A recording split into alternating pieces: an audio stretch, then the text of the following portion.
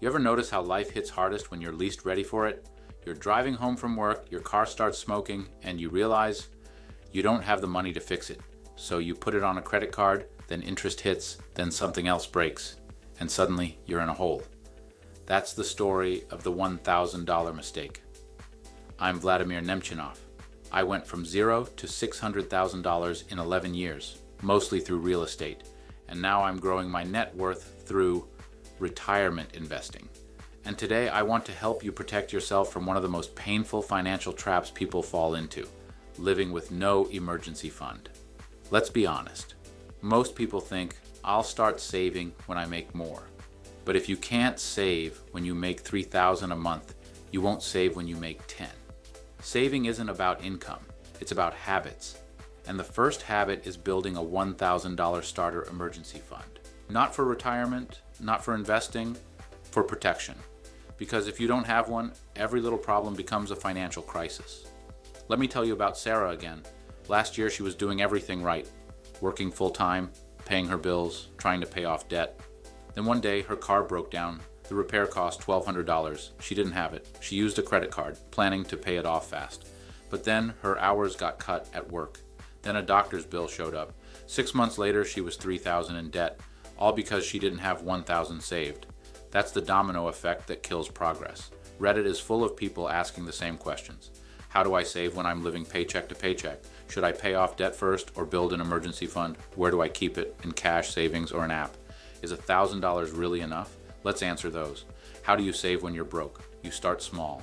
You don't wait until it's easy. You start with what's possible. $10 a week, $20 from a side hustle, sell something you don't use, skip one restaurant meal, do it until you hit $1,000. Should you pay off debt first? Number, build the emergency fund first. Because if you skip this step, you'll just keep going back into debt every time life happens. That's why level 3 comes before the debt snowball. Where should you keep it? Somewhere safe but separate.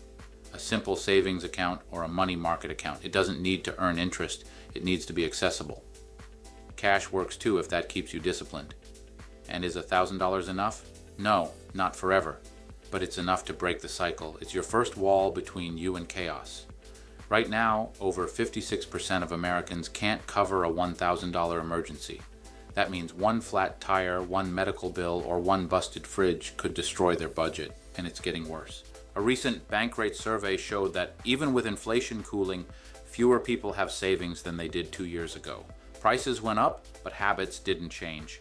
That's why this step matters more than ever. Your first $1,000 isn't about the number, it's about the confidence. It's about the feeling that you can handle life without panic. Because when you know you have backup, you stop using credit cards as your safety net. You stop feeling anxious every time something goes wrong. You might think $1,000 isn't much, but you know what else isn't much? Starting with zero. You can't win the wealth game if you're always playing defense. This step flips the script, and here's the truth. The faster you build it, the faster you build momentum. It's not supposed to take a year. It's supposed to take focus. Cut something, sell something, earn something. Get it done in 30 to 60 days. When you hit that first 1,000, everything changes. Because now, instead of fear, you have power. Instead of reacting, you're prepared. And that confidence builds discipline for the next levels, paying off debt, investing, and creating real freedom. I know what it's like to start from zero. No savings, no backup, just survival mode. But when I built my first small safety net, I stopped feeling like life was attacking me. I started feeling like I could fight back, and that's exactly what this $1,000 fund gives you. It's not about money, it's about control. Control over emergencies, control over panic, control over your future. So here's what to do right now. Make a list of everything you could sell this week. Cut one expense you won't miss. Pick up one side hustle for 30 days. Do whatever it takes to hit that first 1,000. Don't overthink it, just move. If you're serious about building wealth, this is your first wall of defense. Because you can't build a house when the foundation is shaking. So, take action today. Fill out the client assessment form. The link's in the description below. We'll figure out where to find your first 1,000 and build the plan to make it happen fast. Invest steady.